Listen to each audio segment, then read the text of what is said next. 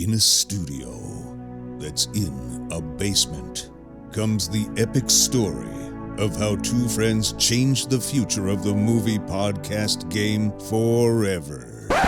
The reviews are in. Boys Life magazine gives the High Sci podcast 4.5 acorns. The Daily Bugle says, these guys are super legit. And Pope Francis declares the podcast as life-affirming. From the kid who tried to get smart with David Spade and got fucking owned. You're still out. You're still bad. And the guy who can name all four Baldwin brothers. Alec, William, Daniel, and the baby boy, Stephen. Live from the studio of his parents' basement. The Have You Seen It podcast. Welcome back to the Have You Seen It podcast. My name is Mason Knight, and sitting across from me is the one and only Cash Kraus. Cash, how are you doing? I'm doing very well. I always feel good after watching this film. I feel re-energized. Yes, of course. Refreshed, Yeah. if you will. Right. A new man. A new man. And it's spring. Spring is sprung. Well, kind of. I don't think it's I don't like actually it. spring. I prefer the cold. Yes, I like you do. sweatshirts and sweats. Your favorite weather is sleet, you told me. The most Yes. dangerous of all the weathers. Well, I'm a dangerous man. I live It dangerously. kills a lot of people. It does, but I will And then you not be one can't of go them. outside. You You can't. You can't do much of anything, which is my Power preferred goes way of out. living. Power goes out. And you prefer Yes. the power out. I do. I like an In this old-fashioned old, lantern. damp cave. It is a cave at this point. Everyone knows the Eyesight Cave. Oh, of course. But It's yes, in a basement. I always feel good after watching this film. This is a Throwback Thursday, I believe. Although Yes. we're not, or Throwback Theater, and we're not throwing it back too far. No, not too far. Less than a decade ago, 2012. Wow. And this is an adventure drama the film. dark ages of 2012. Do you remember those? Actually, bright times. Actually, really good times. Great fucking times. Up until, we realized that we were then now adults, and then the real world, Well, even then, being kids was fun. A few years after that, still good times. Yeah. Now we're in the dark ages for sure. Right. And full year since March now. Could you believe it? Hey, that was a fast yet extremely slow year. Yeah. It's weird, dude. It's a paradox. It was I 1 swear. year, but I have aged 8 years. Yeah, of course. without I a think doubt. most people I have have. crow's feet. I'm It's like 26. you were literally the president. Because we see how much the presidents age in 4 to 8 years. Except for Donald Trump, I don't think has changed much. I see a little. Honestly, I see the aging. If you go back to 2016 and look at him now, it's there's hard to more look wrinkles. through the orange makeup, though. The thick The man lip. tries hard. When you pay $50,000 plus he's dollars got for a it. He's hairdo- gone wider, without a doubt. Right, of course. Well, not so many tanning bed sessions. Yeah, but it's hard to see through. I mean, you can't see he's got gray hair. Well, of course not. That's what I'm talking. He's got That beautiful, 50,000 hairdo. natural, Of course. natural golden. It's definitely not implants. We're not here to talk about that. We're not. We're here to talk We about. are talking about something orange, though, as a matter of fact. I guess so. Yes, the Bengal tiger. I guess a Bengal tiger is technically orange. We're here to talk about Life of Pi, one of my favorite films to come out 2012. One of my favorite films to probably come out of the decade. Wow. I love this film. It's a long time coming. Yeah. I've talked it up a lot. Yeah, and stars someone pretty gosh darn familiar, I'd say. Oh, Irfan yeah. Khan. Are you kidding me? And I've talked about before, you cannot get a better narrator than Irfan Khan. You cannot. It sounds like when he's talking, it sounds like he's just whispering in your ear. It is the Indian version of someone as great as Morgan Freeman. I would say it. I was going to say it. There it is. It was on the tip of my tongue. Yeah. I could not agree more. Absolutely. Yeah. And does Morgan Freeman narrate a lot of shit. Boy, does he. I saw him narrate a Twinkie commercial. Yeah. The guy's Hey. doing a lot of work. People want him voicing things. Yeah, well, when you're that old, and voice acting is where you're at. And how many times has he voiced God? At least a handful. Kind of an ego trip on I that. think so. At this point, it sounds like he's But- looking for the roles. Bruce Almighty, great God. Of course, it's Morgan it's great. Freeman. You can't. When pass I that. die, I hope the God is Morgan Freeman. Well, so do I. I Just mean, reassuring me in that very just beautiful yeah, voice. welcome, Mason. Welcome to heaven. But yeah, Irfan Khan, he's fucking fantastic in it. Yes. It's got a lot of Indian actors. It does. But it stars Suraj Sharma, who was an unknown until this film. Yep. But now Directed by Ang Lee, a very hit and miss director. This is, in my opinion, his best work. He's done some great fucking movies. Like Gemini Man? Yes, like Gemini Man was my next train of thought.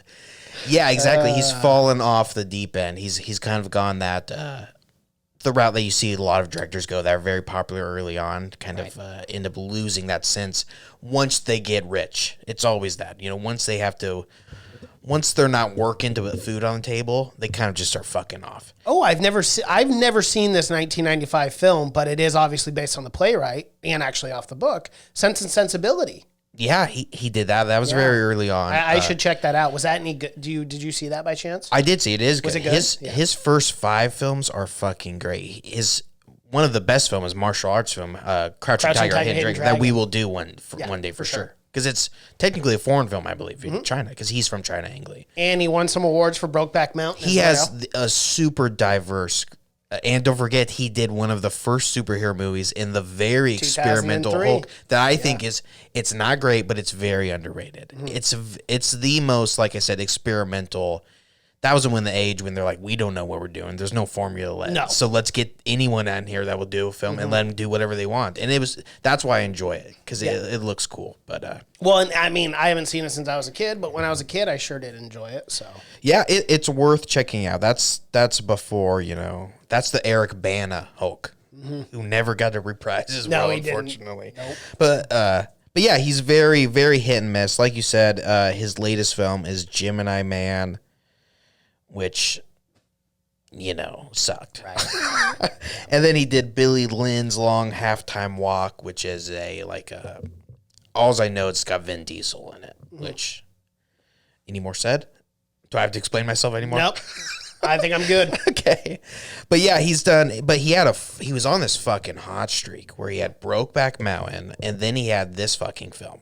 It was back to back, and it was like the first time someone was nominated back to back. Well, this film was the first time in a long time that he was nominated for Best Director, but it wasn't nominated for Best Picture. That is strange. Yeah, isn't that weird? Best Director nomination, but not a Best Picture. And the only time before that happened was Brokeback Mountain, when he did it again. Huh. Yeah, isn't that odd? Yeah, that is odd. But yeah, I wonder if there's something behind like that. Well, it's all politics anyways, but I'm sure there is. I'm sure he didn't pay his way. I mean, he got one nomination. Right. That's enough. Yeah, they're like, yeah, that's enough. Yeah. We can't have you sweeping the board. Yeah. But yeah, he's very hit and miss, but he does some good work. But this is my favorite of his. This movie it's not the perfect movie, but it just hits every note for me.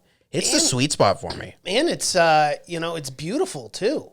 I mean, I know it's that's why it over, hits it for me. Yeah, I know it's over the top, but it works perfectly with the storytelling. Yeah, obviously, jellyfish don't light up like that, but there was something beautiful about it. When he's like swishing in the water and the giant humpback whale comes up. Right.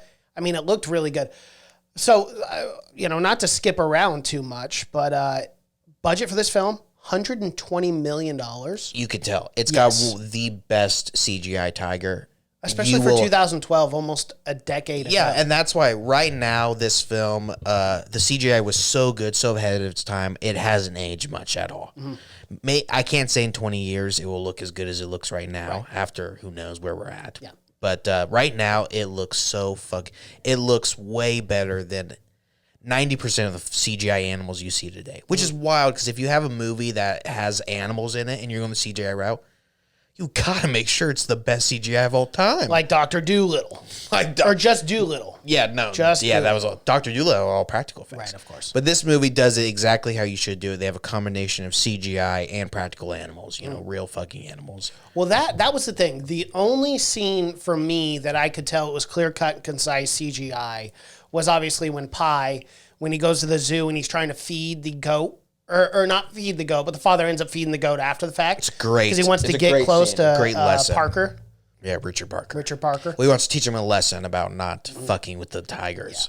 I could tell that was CGI with the tiger, but then all the boat scenes, like there were times where I was like, You couldn't tell. This isn't a real Yeah, exactly. This isn't a real tiger, but it looks so good that in the mannerisms too of a tiger, you know, those little like flinchy things that they do. I thought they did a really good job because They this could have spent looked horrible. a fucking ton of time, like you said, researching fucking actual tigers. Yeah, because everything down to how it stretches and how it claws at the wood and everything is spot fucking on.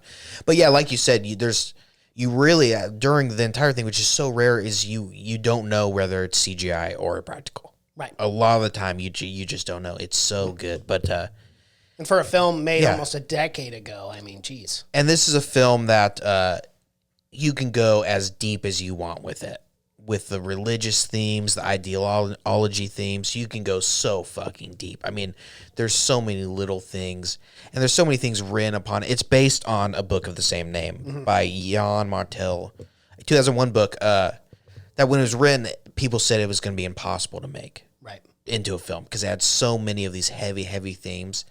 And this film managed to delve into religion without ever being preachy. Well, and without offending anyone. Yeah, and the very first line of the book and of the end of the movie is, I have a story that will make you believe in God. You know, reading that, you're thinking, oh, God. Right. What's this guy? Like, am I about to sit through an hour and a half sermon? Did I just get trapped in the Scientology hall? Oh, no. Did they lock the doors behind me and Where's Xenu? I am now trapped in a 5-hour-long movie? Because that does happen. And, of course, Tom Cruise is sitting there with a tire. Iron. Yeah, a tire iron being like, I'll fix your tire, but I'll bust your fucking legs if you and then decide you're going to to come run. work for me. No pay. You got a wife or a daughter I can marry? Yeah, right. She's got to be under 30. Right, she does. But yeah, it's not preachy at all, but it delves in very, very heavy fucking themes. It's all basically, it's about religion, but it's about life, and it blurs those that religion is life, and it has all these fucking subtle themes. But yeah, it can be a heavy movie. It can be very sad at times, and it's a movie that my favorite kind of movies. It ends it with it's all up to you, the interpretation. Yeah. Or was there actual animals? Was it just the people on Right. Did he make up this crazy fucking story because of the severe trauma that he dealt with, and that was his coping mechanism? Right. You don't fucking know. You don't know. It's up to you. Well, because he tells, with the Japanese insurance people coming to him, they didn't like his story, so he switched the story and made the animals actual people, and then they bought that story more. So it's really like, what story did you want to hear? But I have something to tell you, Cash. I wanted to tell you on air, not off air. I told you as you walked in the door. I have a confession to make. I have not seen this film. Yes. I've not seen this film. That's wild. So what How crazy is that? What did you think? I saw this I'm film. missing out. I missed out. You absolutely I really did. because this is a film you wanted to see in theaters. You wanted to see the Especially biggest with all the bustle frame. color and all the beauty. Exactly. Those scenes when he's just floating on the glass water where it is just completely still and it's reflecting the clouds and the colors. Fucking amazing. Yeah. Just so beautiful. But and then the scene at night too when he's like floating and it looks like he's floating through space because the surface is reflecting the stars and shit. Right. Fucking amazing. And even the island as well, when the water becomes acidic and the island is eating. Well, let's talk about that. Yes. Because that is a very important part in the book and in the movie. Because this island doesn't exist. Of course. He lands, and this is what this movie is. There's so much it's very grounded, but there's like this mystical element of it where it's like, but it's you can't say it didn't happen. There's so much unexplored of the fucking oceans. But he lands on a carnivorous island. Yes, correct. This island that it's not Flooded with meerkats. Yeah. Which, is there something behind that? Because I couldn't find anything. Was it just the animal that just happened to be on the island and reproduce? Sometimes they'll find an island out in the middle of nowhere, and then there'll be this large population, and no one knows how they fucking got there. So there'll be like theories that they floated on something, that a bird dropped them or something. Yeah, so there is islands like that where it's just, and with no natural predators. They just flourish. Yeah. But they reproduce. It's this wild fucking the island is constantly moving, but it feeds off living matter. Yes. It's this wild fucking thing. But it only happens at night too. So this was something it's paradise. Yeah. the island is. You think it's paradise. It's like this. But it has to feed. And that's where he finds that tooth. Yeah, and he realizes someone else was on that island and that the island eventually consumed him. And it's oddly religious. It's like he found paradise and then he decided to leave it. Yeah. Like angels, like Satan. I mean, it's right? There's so many different themes from it. And he even talks about like at one point he talks about a god that's curled up on an ocean or a shoreless ocean, and I think that was supposed to be like the island.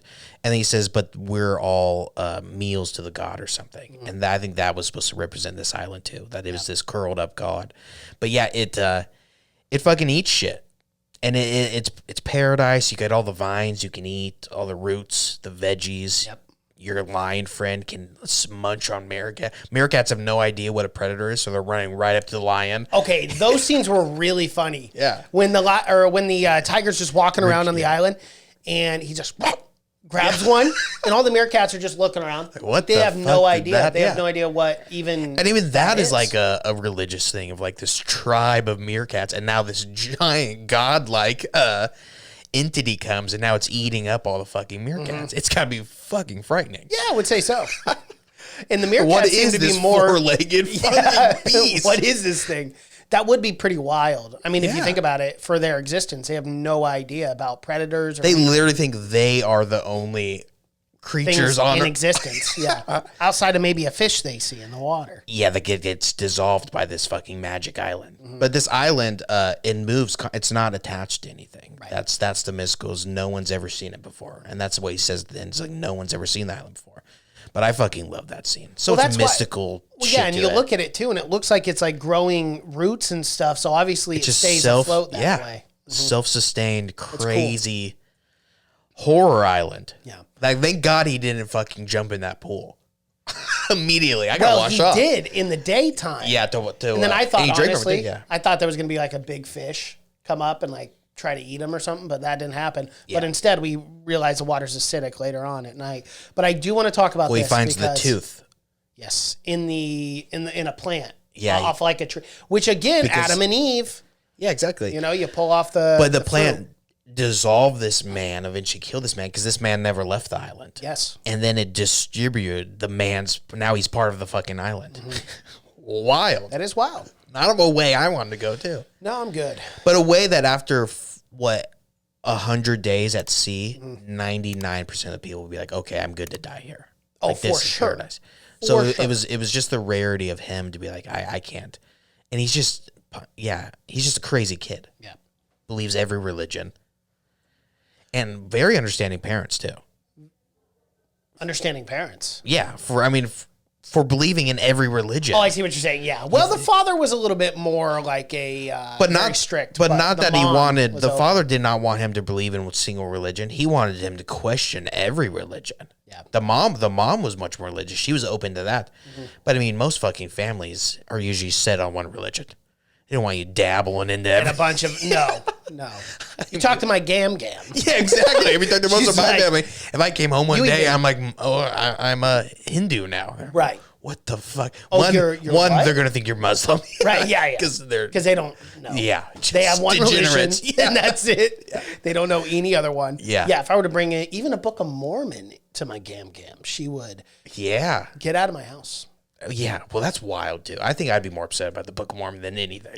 I mean, yeah, that's a wild religion. That's for fucking sure. Well, any new religion is wild to me. I mean, who's joining a new? It's got to be 1,000 years old, or I ain't joining it. Well, in all fairness, Scientology is millions of years old. That's true. We may have to join soon. That's true. Yep. But Have yeah, to become the part of the cult. I do want to talk about this scene though, because I thought it was one of the greatest scenes and one of the greatest shipwrecks I've ever seen in my life. yes, of course. So fucking beautiful. It was weird because it was so devastating yet so beautiful at the same time. yeah, When the ship is underwater and there's no, and you see all the lights. and then just slowly gone. And they never find that ship. Yep. Well, they're in the Mariana Trench, and it's so fucking scary to me. The blackness of that fucking ocean, dude. It's. And how that ship is deep. gone. It's destroyed. Yeah, no one will ever find that fucking ship. Everyone on it disappeared.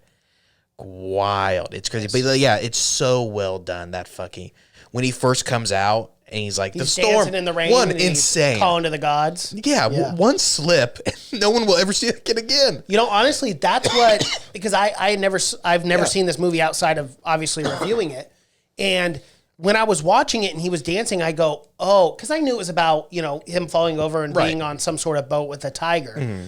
And I was like, oh, this is how it happens. He falls off the boat. Yeah. Nope. That's not what happens. No. The whole ship breaks. And then he's trying to find his family and he's going under. And I literally thought this whole entire scene was so fucking well shot. It was. The cinematography is under fantastic. The water, where he's looking for his family, and he opens the door, and then you see the air bubbles and stuff just rush in. It's chaos. Pressure. Yeah, or when he's diving through the water and a fucking zebra zooms past him, and the whole wreck is very mysterious. They don't know how it happened. No. There's no clear answer. Even when people have broken down, like when the Japanese guys, you can read the paper on it. It said no weather. No inclination. They said internal. So something within the ship happened that made it seem. So someone could have fucked with the ship, but someone also released all the fucking animals, and it's a big mystery on who did that. They don't know. So it's. Is this based on a true story? No. Oh. No, but just within the movie, they don't know. Right. They don't know why the ship wrecked. But someone released all the animals. I mean, no one knew who did that. Was that his dad or whatever? Right. But the whole thing is no one knows why. The ship just all of a sudden sunk out of nowhere. Yeah. It's very fucking odd and weird. But again, it's up to your interpretation of what happened because it wasn't a storm or anything. It was And how terrifying was that when the waves came and crashed over the boat and you see that's what I saw. People That's the first thing. Off. That's the first thing he sees, and then he realizes, oh shit, this isn't just a fun little storm anymore. No, my heart dropped when that happened because I'm like, if that's me. That is one of the most terrifying ways to go. You're just out in this ocean. Yeah, exactly. It's my number one. I would rather be floating around in space in the abyss than floating in the middle or being sunk down in the middle of the ocean. It's horrifying. It is.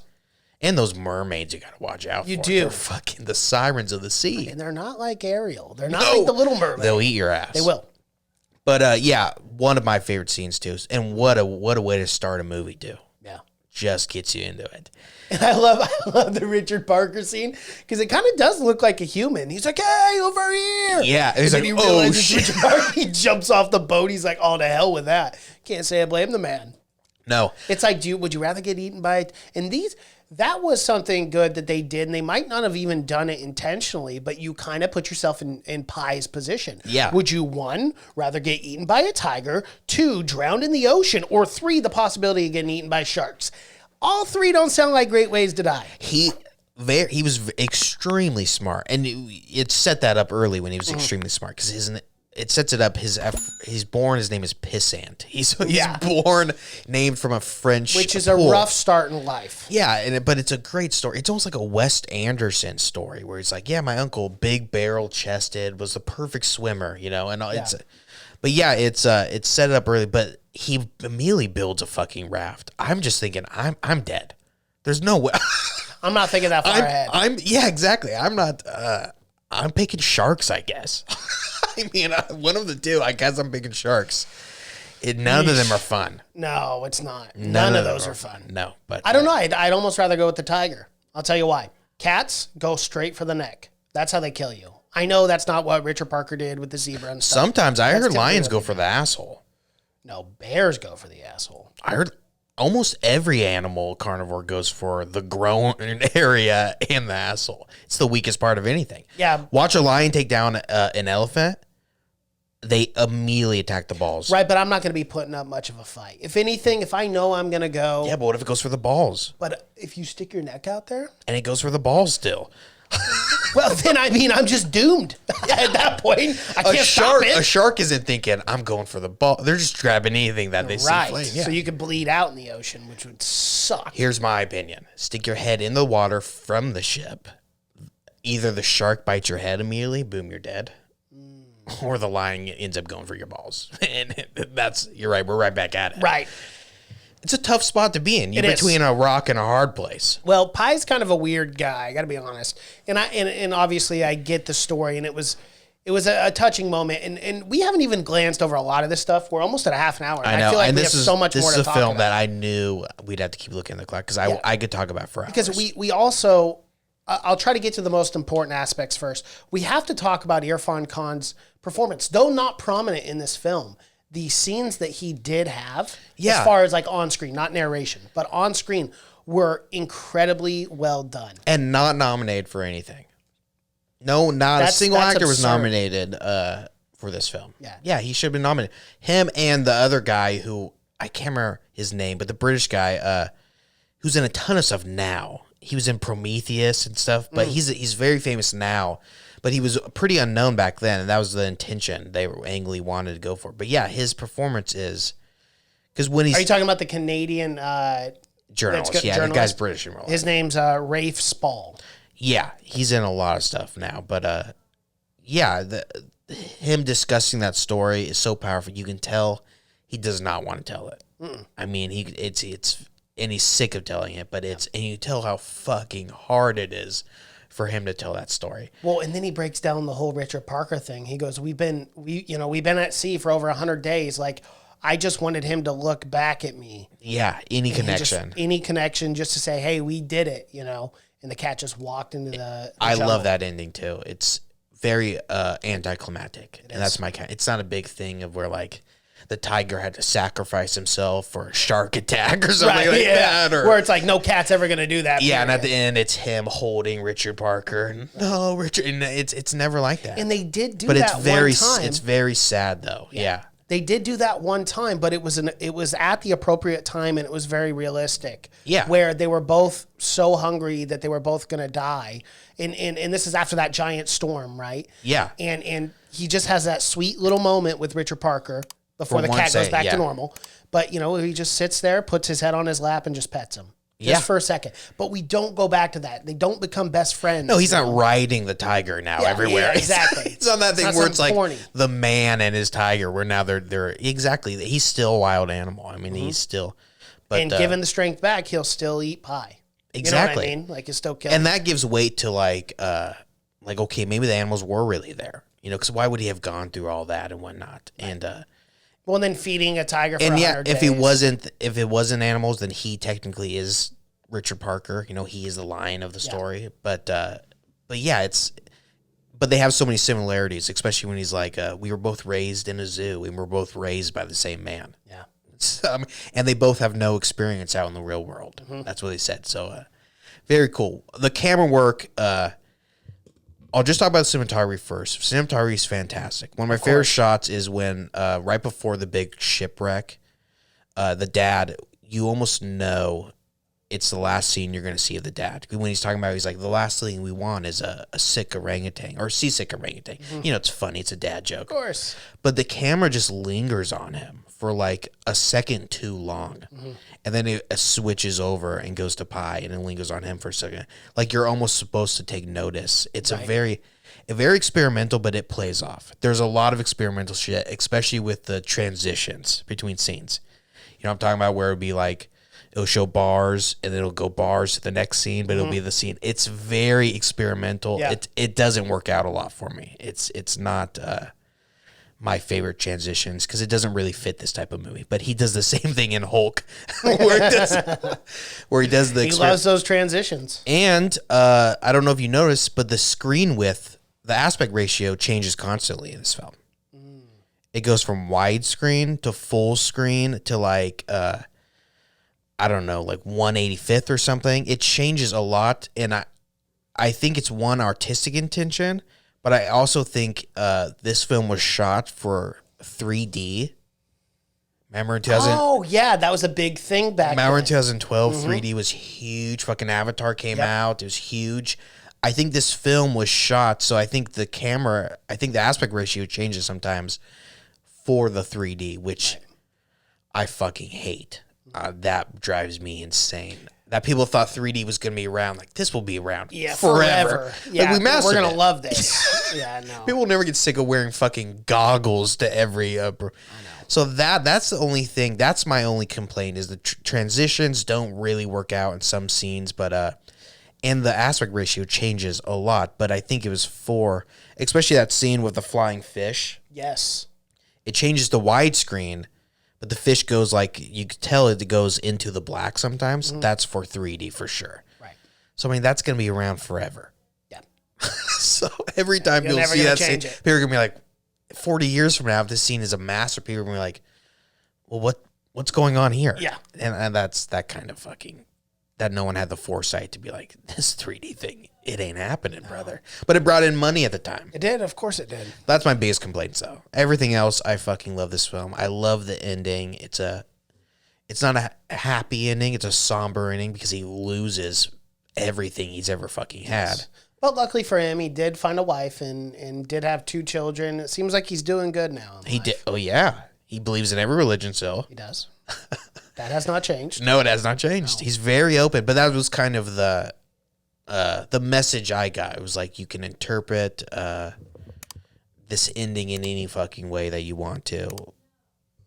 Like you can interpret, or like you can't judge the ending, or you can't judge him for if he did lie or whatever. And then it's like the same thing. We can't judge people for other religions or some shit. I mean, because in the end, they're all worshiping, I guess, one God. I mean, one powerful being. So who? I mean, if there is one God, there's got to be only one, right?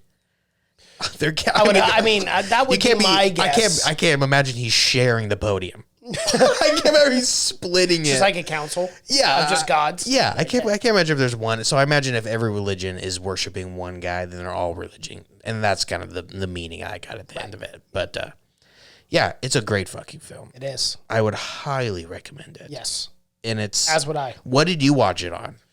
I had my TV out there. No, but did you watch it on what streaming service did you watch it on? Oh, I don't remember. If I'm being honest, I don't. I want to say this was on. I watched it on HBO Max because yes, I thought it was on Max. I thought it was on Hulu originally, but you have to have some special fucking subscription, you know.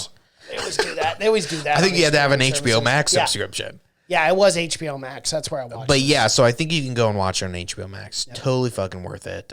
Great acting. Great directing. You'll probably cry. You'll cry when the orangutan dies. Orange juice. Oh, orange juice. R.I.P. Orange juice. You didn't deserve that death. No, he's protecting. He died. He either died by a hyena or he died by a French cook who was an asshole. Right. But either way, it wasn't fun. Yeah. Not for orange juice. No, it wasn't. And orangutans, probably my favorite animal. Oh, okay. They're smart and they love humans. Probably to a fault because they're so damn easy to catch. They are. It's not good for the Give me a hug. All right, now you go to the cage. Yeah. You have a life of imprisonment. Yeah. Enjoy. Or they just kill you for whatever we they love do you for too, it. orange juice. How do you think orange juice got caught? Just walk right to the fucking zoo, probably. Yeah, probably. He's like, probably walked right into the cage, yeah. And orange juice, I don't want to get too deep in it, lost a kid. He did. That's a very sad scene. Like, orange juice, where's your baby? And he just looks out like the ocean. Like a widow who lost their sailor at sea. That's why I love orangutans. So smart. Yeah, they are. But yeah. So you'd recommend it? Absolutely. All right. All right. Well, that is our review for Life of Pi. If you guys like what you've seen here, please be sure to like this video, comment below, subscribe to the channel, and hit that bell notification as we drop videos here every single day. Podcast format, Spotify, iTunes, SoundCloud, Google Play, and Stitcher. Just type in Have You Seen It? SCENE. My name is Mason Knight. That is Cash Kraus. And until next time. Bye.